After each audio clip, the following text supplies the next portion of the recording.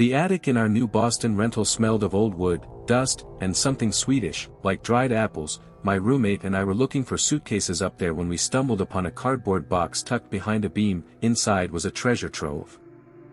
A worn teddy bear, red plastic car, a doll with one glass eye, a set of tarnished toy soldiers, toys from the 90s, exuding such a sharp, foreign sense of childhood that I couldn't resist making a light-hearted TikTok about it. Found the previous tenant's stash.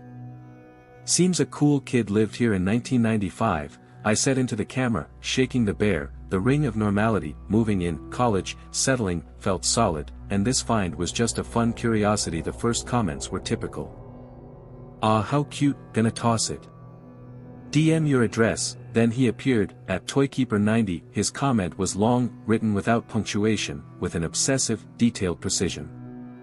"That's Gus the bear. His left ear tore off in 1995 when I fell off my bike, but Grandma sewed it with blue thread. Look at the seam I froze." Turned the bear over. Under the matted, aged plush was a crude seam of blue thread. Coincidence? Maybe his next comment was under the same video. "The red car doesn't roll because I swallowed the right rear. Well, they took me to the hospital. Mom was screaming. My heart jumped. I picked up the tiny Ferrari. 3 wheels were in place, the fourth, the right rear one, was missing. The hub was just a round depression filled with old plastic. A silent witness. He was providing evidence that couldn't be refuted or found online. Only someone who'd held these toys 30 years ago could know such things. I deleted the video. I felt uneasy, but it didn't help. His comments, like mold, started appearing under my other videos. I posted a sketch of my room, he wrote. "On that couch I watched Harry Potter and the Sorcerer's Stone. When it first came out on VHS, the carpet was green back then." The carpet had indeed once been green. We'd found its edges tucked under the baseboard. "I filmed the view of the fire escape from my window," he replied. "Used that ladder to get in when I lost my keys. The hole is under the 3rd step. My old lead soldier is still there." My roommate and one, in a fit of absurd fear, checked. Under the removable metal step, in a layer of grime and leaves, lay a small, black and tin figure. He didn't just remember, he knew this house like his own skin. Then the direct messages came. No greetings, just scans, childhood drawings. Captured on a flatbed scanner, crooked houses, a yellow sun. And on one, a floor plan of our apartment, recognizable. Living room, kitchen, bathroom, bedroom. In the corner of the bedroom, behind a schematically drawn wardrobe, was a red X, and in a child's clumsy hand.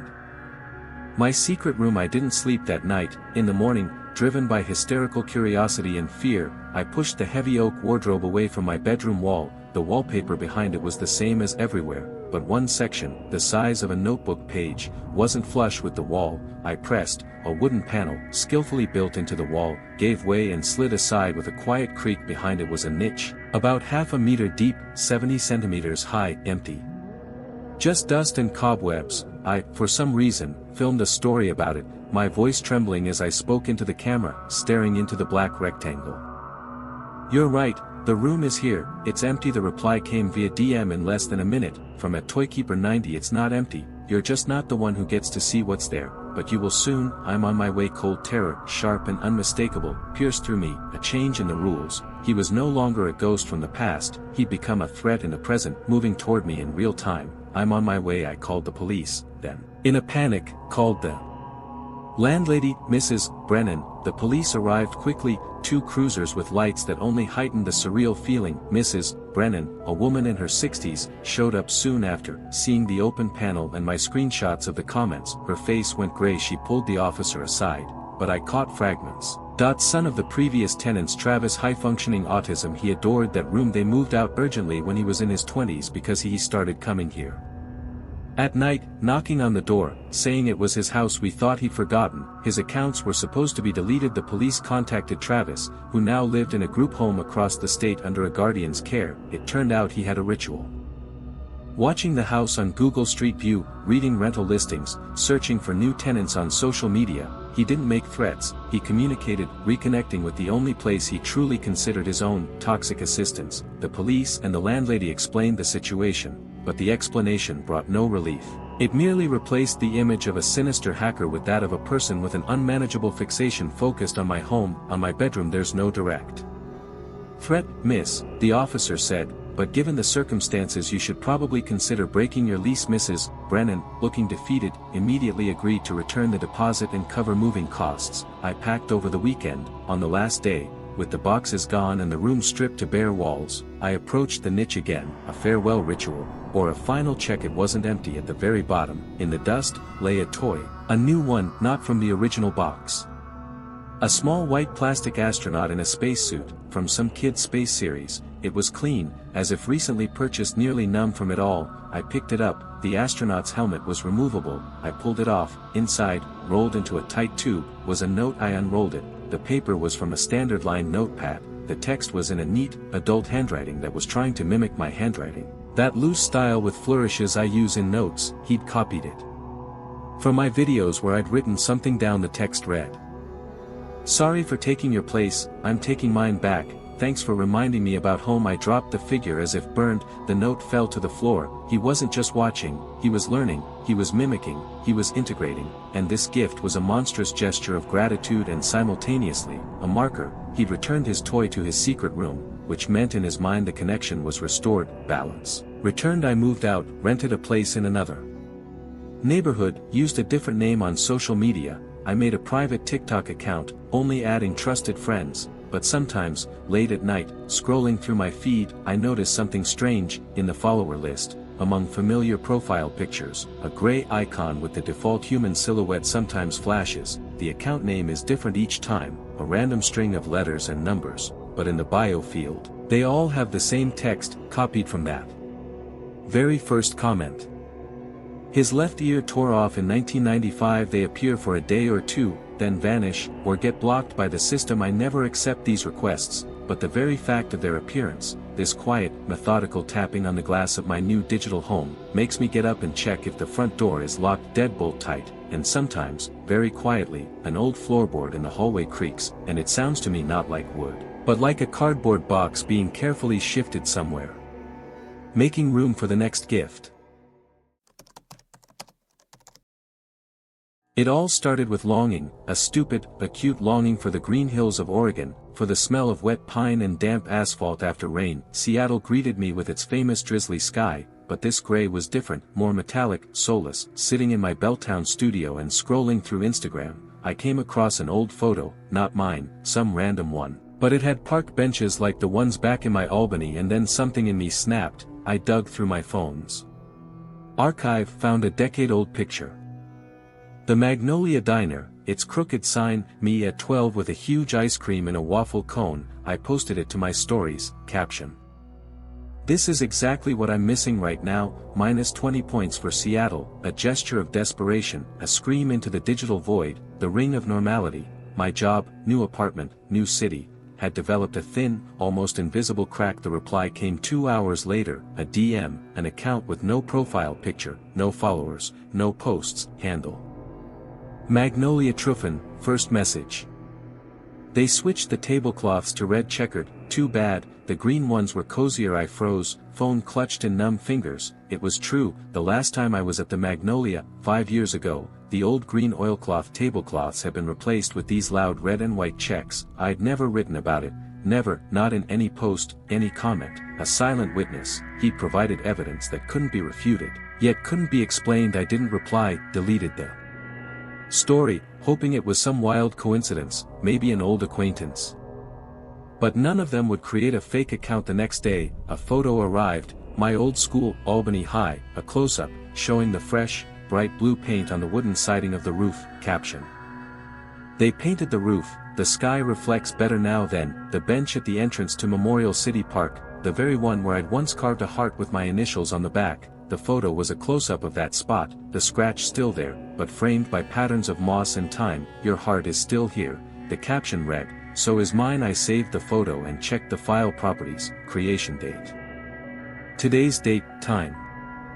A few hours ago, an unsolvable riddle. He wasn't digging through old archives, he was there, physically. He'd gone to my abandoned hometown and shot a report for me. Panic, quiet and sticky, crept over my skin. I blocked the account. It didn't help. Messages came from new, empty profiles every time. "Your mailbox at 112, Main Street, still standing, paints peeling the oak by the river where you used to read books. Knocked down by a storm, too bad, I cleared the branches."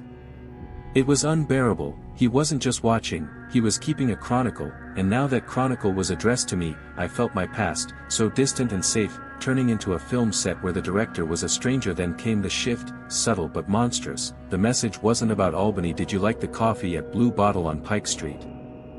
Saw you leaving today at 8:45 a.m., you had that bright unicorn patch on your jacket. Cute. The air left my lungs. I had been there. I was wearing that old jacket. At 8:45, he was here, in Seattle. He'd moved from my past into my present, a change in the rules. First he was a ghost from memories, now he was a shadow on the street. I drank some wine, with trembling hands typed a reply to the latest account.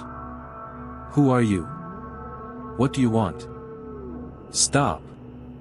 The reply was instant, not text, an image, a collage. On the left, my school photo from 6th grade, the very one in the frame on my mom's living room wall, never scanned, never posted online. On the right, a fresh, clear photo, my mom with a wheeled grocery bag, leaving the Fred Meyer supermarket in Albany. She was wearing that exact overalls when we FaceTimed yesterday. Under the photo was a single caption that froze the blood in my veins. The keeper of your history, and your future. This was no longer a hint, this was a display of power. He could reach the most intimate things, digital and physical, past and present, me and my family. The next day I called my mom. Her voice, usually so cheerful, turned wary as I, stumbling and crying, told her everything. A long pause, then she said quietly, as if afraid of being overheard. Sarah, sweetie, about 3 years ago we had those roof problems, remember? I took an online loan, one of those quick companies in the emergency contact field. I had to list someone. I listed you, your old details, address, school, everything. She started crying. The company went bankrupt 6 months later. The databases with borrower information and their contacts were sold off to pay debts, the buyers. Debt collectors, spammers, data hunters. I went to the Seattle police with a folder of screenshots and printouts. An officer, a woman in her 50s, looked through it all with polite indifference. Miss, I understand your stress, but there are no direct threats here. He's not asking to meet, not blackmailing, not sending explicit material. He's commenting on your life, visiting public places. It's creepy, but not illegal. Most likely it's someone who bought your data. On one of the black markets, there are archive maniacs. They collect other people's lives like stamps. I recommend tightening your privacy settings, changing passwords, and try not to react. That's what they feed on. They gave me a case number that sounded like a mockery. Archive maniac, life collector. It sounded like a diagnosis of an incurable disease. I deleted everything, Instagram, Facebook, Twitter. Turned off location services, logged out of clouds, bought a camera cover for my phone. I tried to build a new ring, this time of silence and digital invisibility. A month passed relatively quietly. I almost started breathing again, and yesterday the mail carrier brought a parcel, a simple cardboard box, no return address, just my name and address written in neat, impersonal handwriting. Inside, on a layer of bubble wrap, lay 2 items. First, an old, grease-stained sheet folded in 4, a menu from the Magnolia Diner, the very one with the plastic cover and the list of milkshakes they haven't made in 10 years. It smelled of old oil and longing. The second item was a photograph, color, high quality. It captured a view from a window, my window, the view of my street in Seattle, my building entrance. But the angle was from the 2nd or 3rd floor of the building across the street. The shot was taken during the day. My blanket, the one I'd hung out to dry that morning, was on my balcony. I lifted my eyes from the photograph and slowly, very slowly, turned to face my window. Across the street stood an old brick building. Its windows showed silhouettes of potted plants, blinds, TV reflections. One window on the 3rd floor was dark, very dark, and in that dark square, I thought I saw, for a second, a dim orange flicker, like a locked phone screen, or the glint of a lens. I didn't call the police. What would I say? Someone sent me my own menu and a photo of my house. I just lowered the blinds, all the way, turned on all the lights. But now the silence in my apartment was different. It was filled with the sound of that silent message. Your history belongs to me, and so does your future. He's no longer just the keeper, he's the neighbor, and he just let me know the game of hide-and-seek is over. Now he's watching the finale live, and I don't even know from which exact window. Moving into my first solo apartment in Portland was supposed to be the start of adulthood. Instead it became the start of a quiet nightmare. The ring of normality, cozy books, tea, a view of the rainy street, was thin and fragile. It was shattered by a sound, a nocturnal, metallic, scraping sound, coming from the bathroom vent grill. As soon as I got into bed and turned off the light, it would begin. A grinding, as if something heavy and clawed was slowly dragging itself through the tin ducts. I didn't sleep for 2 nights. On the third, at 3 in the morning, strangled by panic and tears, I typed out that post on r/off me chest. I'm terrified to be alone in my new apartment. I spilled everything.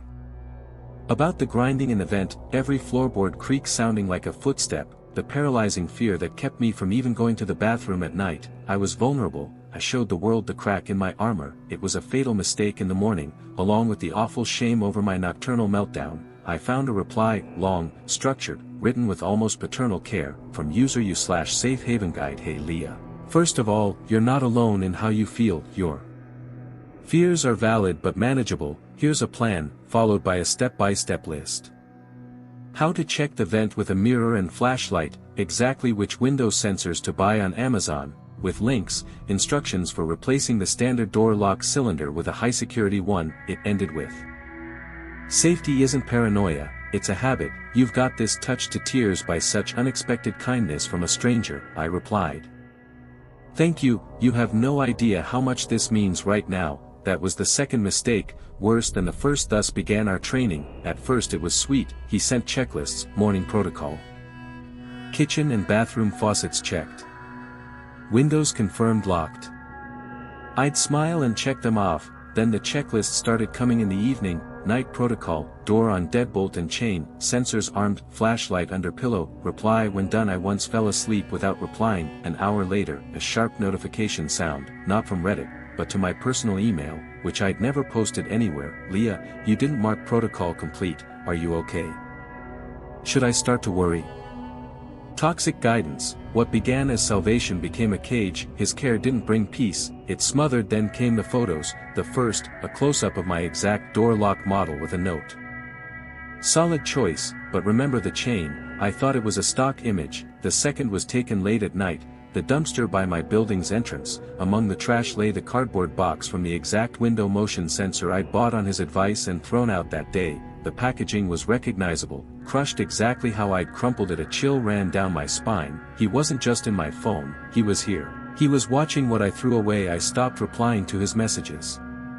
His tone changed instantly. From a caring mentor, he became a disappointed teacher. A change in the rules. Now he wasn't advising, he was citing violations. "Leah, I see the tracking. You bought a new smart Wi-Fi lamp. After everything we discussed about IoT vulnerabilities, this is irresponsible. You're undoing all our work." I canceled the order, but it was too late. He saw, he knew about my purchases. He likely had access to my Amazon account, hacked through some leaked password from an old registration. The panic became cold and clear. I deleted my Reddit account, the whole thing, wiped it all, changed passwords on every service I could remember. I spent 2 days in a numb haze, jumping at every sound, but the apartment was quiet. I began to hope it was over. On the third day, heading out for morning coffee, I saw a folded sheet of paper on my doormat, clean. A office paper. It was a printout of my original r/off me chest post, with all my panicked words, and beneath it, his first, kindly reply, everything neatly formatted like a commemorative souvenir. I turned the page over.